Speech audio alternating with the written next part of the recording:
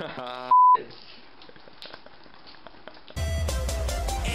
I want, man, I could go golfing, I could go jogging, ride on my moped, ride out to the lakefront in my Dodge Neon, do me some fishing and some jet skiing, grab me my keys and head out to the skate ring, got my rollerblades and the camcorder taping, I can wear my shorts up above my knees and I always pay my Blockbuster fees, yeah.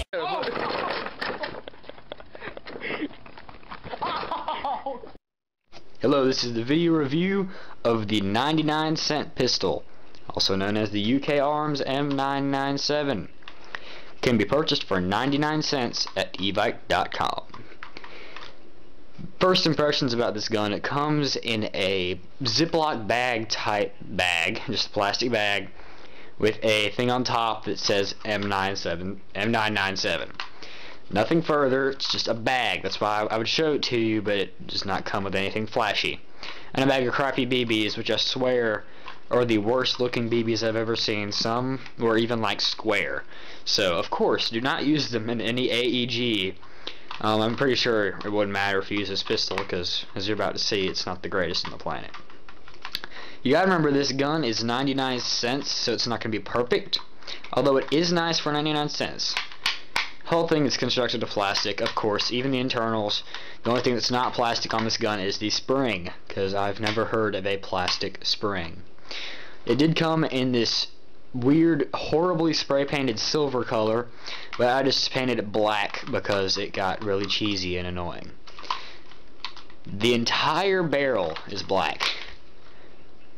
By the way, yours will not lock like this upon opening it, but I'll show you a modification on how to do that in a minute.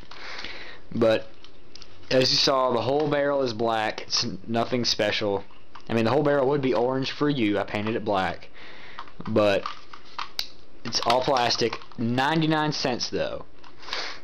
The FPS is around 210, which is horrible. It's just about throwing speed, but you gotta remember, guys, come on, it's 99 cents.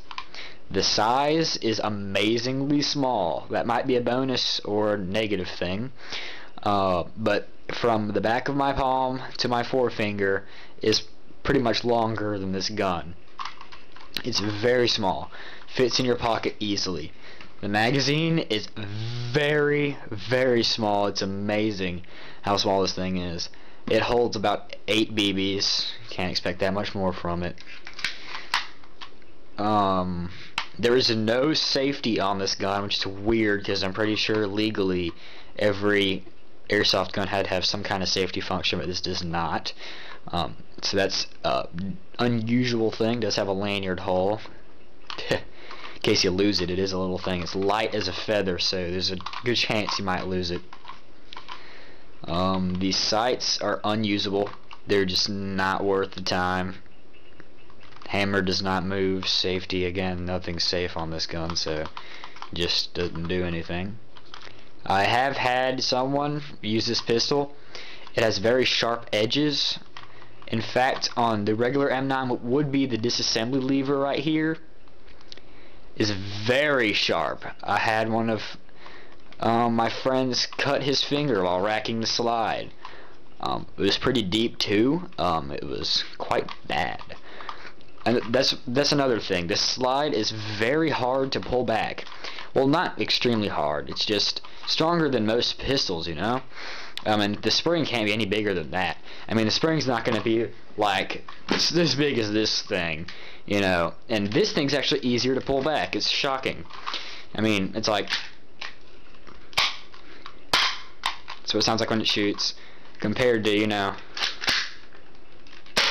So it's pretty strange how this is stronger, yet the spring is easier to pull back. But my theory is this gun is designed a lot better, and just the way it's shaped and the way you hold it is a lot easier for you to pull this thing back. But this thing has a very poorly made grip, and so there's not a lot to grab onto when you pull it back. Like, it's virtually impossible to pull it back like this. You have to do like that, and it takes some effort.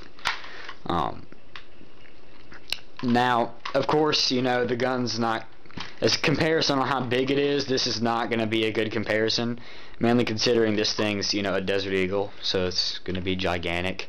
Fits my hand pretty well, though. But remember, it is gigantic, so it's not going to be a good comparison. In reality, about the size of your standard Glock 17, or not quite the length of an M9, but it does have the dimensions, just not quite the length yet.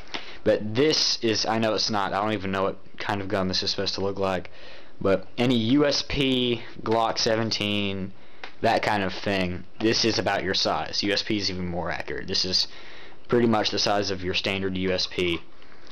And comparing the two, there's a big difference. Like in this one's, you know, my pinky just has nowhere to go. My thumb is pretty much touching the trigger finger, and I could barely fit my finger through the trigger guard.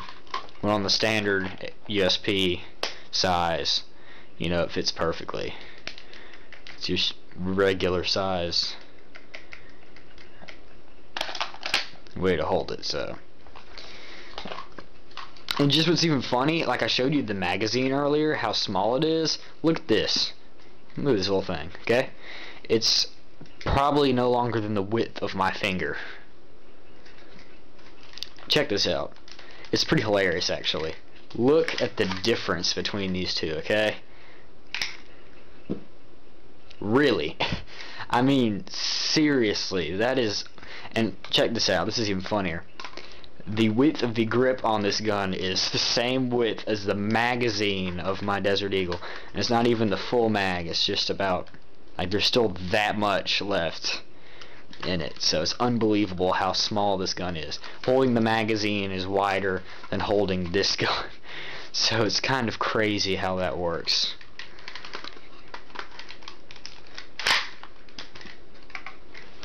Take that away, he doesn't need to be in the video right now. It's not his video, it's this little guy's video. So that has been the review for this little 99-cent pistol. I'm looking at the time of how long this video is, and I'm pretty shocked that it took this long.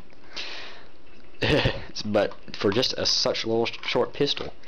But you know what, I like to do my reviews well and thorough. So thank you for watching. Please comment, rate, subscribe.